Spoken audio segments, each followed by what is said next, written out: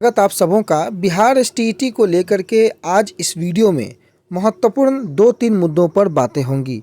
सबसे पहले बिहार स्टेट को लेकर के आपको पता है कि अधिकारियों से शिक्षा विभाग के प्रधान सचिव महोदय से मिलने का समय शुक्रवार को होता है और शुक्रवार को कई अभ्यर्थी जो स्टेट क्वालिफाई अभ्यर्थी हैं वो कल भी, चूँकि कल शुक्रवार था, सचिवालय गए थे और जो सचिव महोदय हैं उनसे मुलाकात, साथ ही साथ माध्यमिक शिक्षा निदेशक हों या फिर प्राइमरी के डायरेक्टर हों, सभी से मुलाकातों का दौर कल था।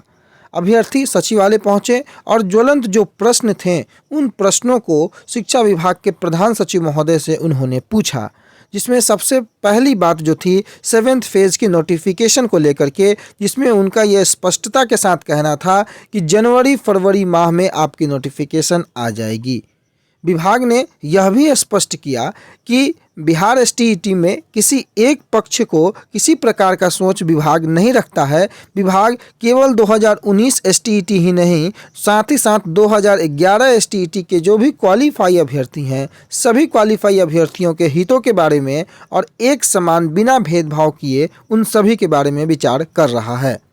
विभाग से संजय कुमार जी से जब तीसरे चरण की काउंसलिंग की बातें की गई तो उनका वहां पर पंचायती जो चुनाव अभी चल रहे हैं उसका हवाला देते हुए कहीं ना कहीं उसमें डिले की बातें या डिले होने की गुंजाइश नजर आई।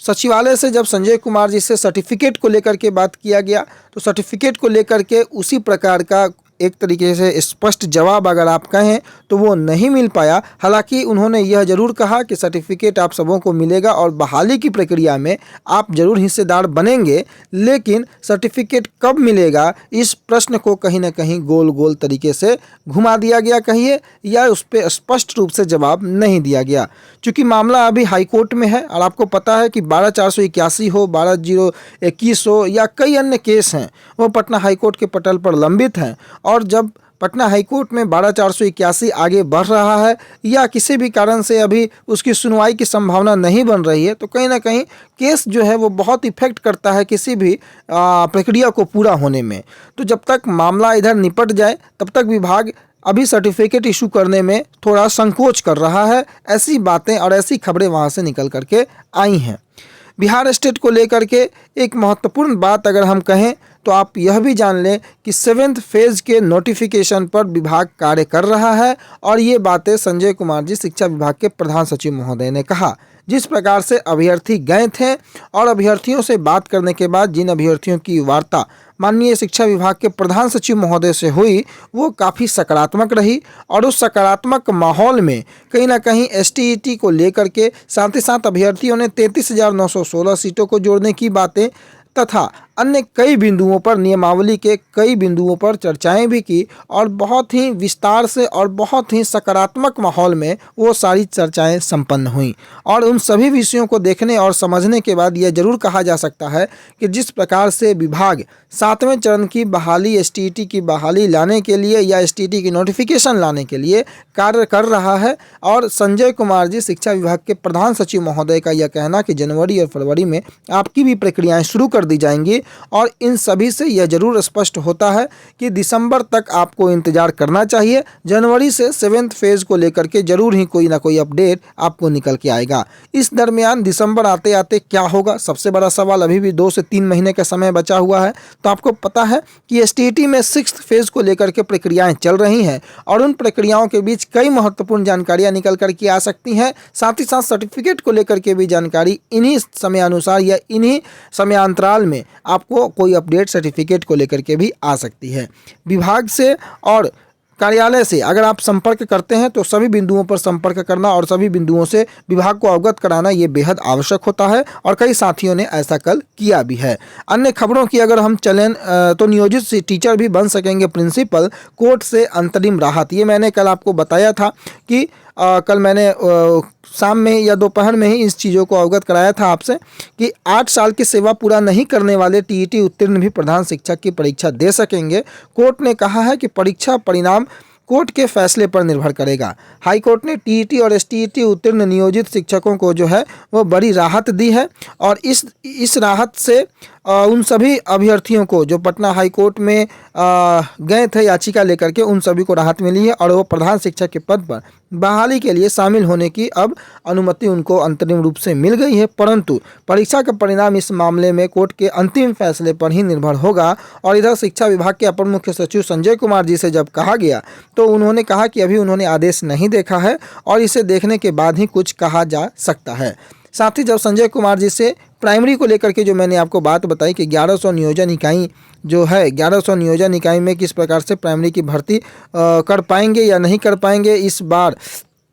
जो भर्तियां होनी है उन भर्तियों के